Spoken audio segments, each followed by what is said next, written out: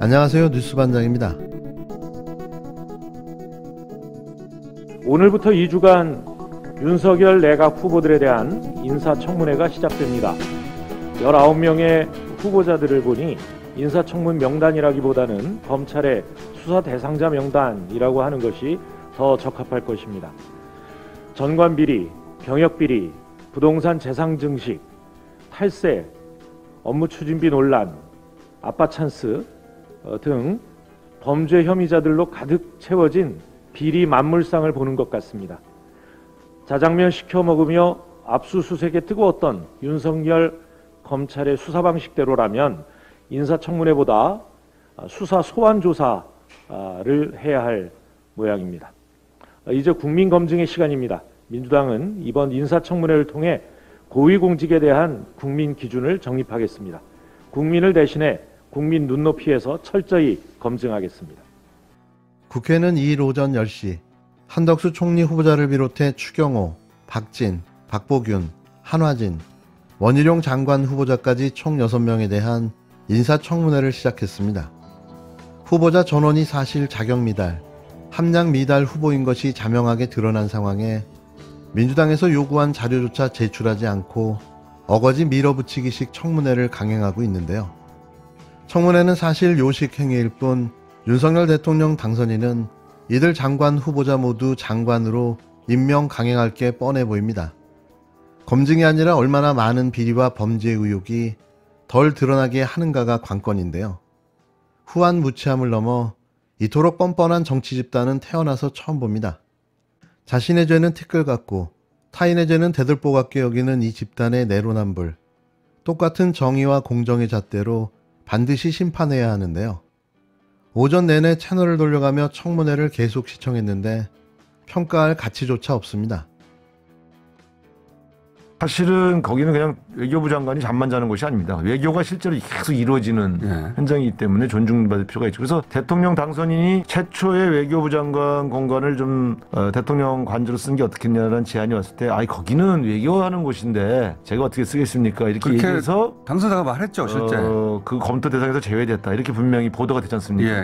근데 김건희 여사가 외교부 장관 공간을 한번 둘러본 이후에 급격하게 기류가 바뀌어서 결정됐단 말이죠. 거기서 이제 언론 보도에 따르면 와서 뭐 나무를 잘라라고 했다는데 인수에서는 또 아니라고 하고 제가 직접 아주 밀접한 외교부 장관하고 아주 밀접한 관계분에게 직접 들었는데요. 분명히 김건희 여사가 개 끌고 와서 그리고 외교부 장관 그 사모님에게 70대가 넘으신 분한테 이 안을 둘러봐야 되니 잠깐 나가 있어 달라고 해서 바깥에 정원에 나가 계셨고 그 사이에 그 안을 둘러봤다. 외교부 장관 부인 10대가 넘는데 그래서 갑자기 와가지고 상당히 잠깐 나가 있어라. 불쾌했다. 제가 이런 얘기를 전원을 들었고요. 당연히 외교부 장관 공간을 안 쓰는 것으로 알고 있던 정의용 장관 내분이 상당히 당황한 것으로. 그래서 갑자기 그날로 기류가 바뀌어서 인수위 분위기가 갑자기 외교부 장관 공간을 관저로 사용한다 이런 식으로 입장이 확 하루 만에 바뀌었죠. 김건희 여사가 방문한 다음에 바뀐 겁니다. 신뢰할 만한 소스입니까? 아주 신뢰할 만한 그런 소식통이죠. 소문으로만 나돌았던 윤석열 대통령 당선인 부인 김건희 씨의 관저 쇼핑 논란이 사실인 것으로 확인됐습니다. 김건희 씨가 새 대통령 관저 물색을 위해 서울 한남동 외교부 장관 공간을 찾은 자리에서 정의용 장관 부인에게 안을 둘러봐야 되니 나가 있어 달라고 말했다는 주장이 사실로 드러났는데요. 우상호 더불어민주당 의원은 2일 TBS 라디오 김어준의 뉴스공장과의 인터뷰에서 아주 신뢰할 만한 소식통에게 직접 들었다며 이렇게 전했는데요. 우 의원은 당시 상황과 관련해 김건희 씨가 강아지를 데리고 와서 70대가 넘는 외교부 장관 사모님에게 이 안을 둘러봐야 되니 잠깐 나가 있어 달라고 해서 정 장관 부인이 바깥에 정원에 나가 계셨고 그 사이에 그 안을 둘러봤다고 들었다며 정의용 장관 내외분이 상당히 당황했다.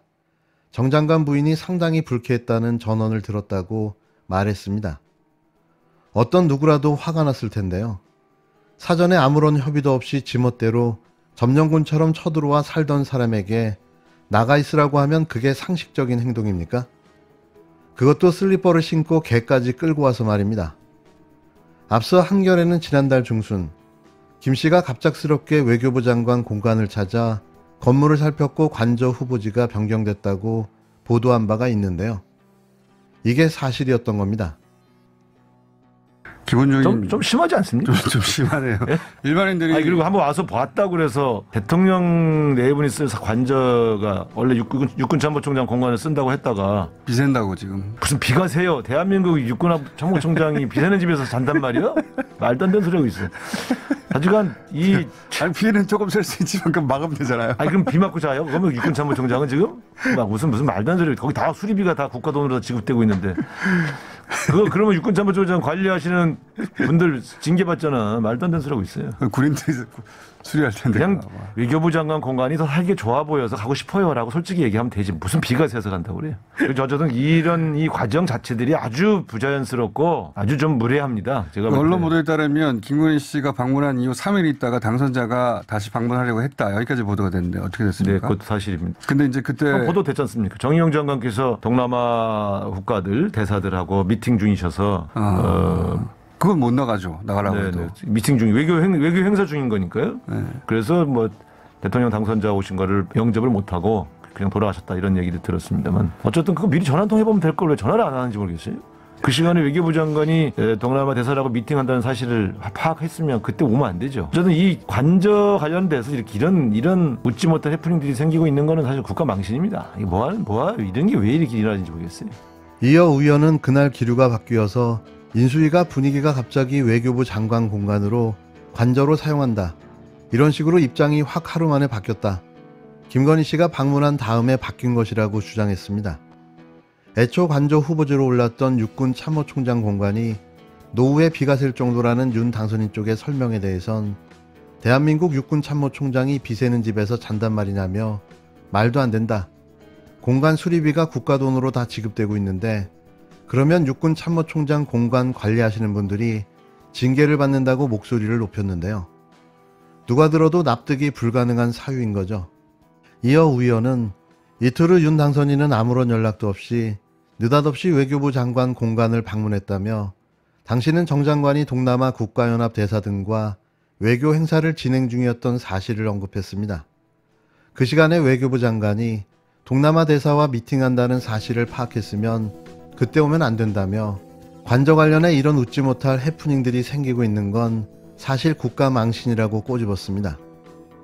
하는 짓마다 품격은 고사하고 상식이라고는 찾아볼 수도 없는데요. 아무리 대통령 당선인 부인이라고 해도 이건 아니죠. 또 당선인이라고 해도 이런 무대뽀가 어디 있습니까? 이건 독재나 할 짓 아닌가요? 배려라고는 눈 씻고 찾아볼 수도 없는 이 무도함. 이걸 5년을 봐야 합니다.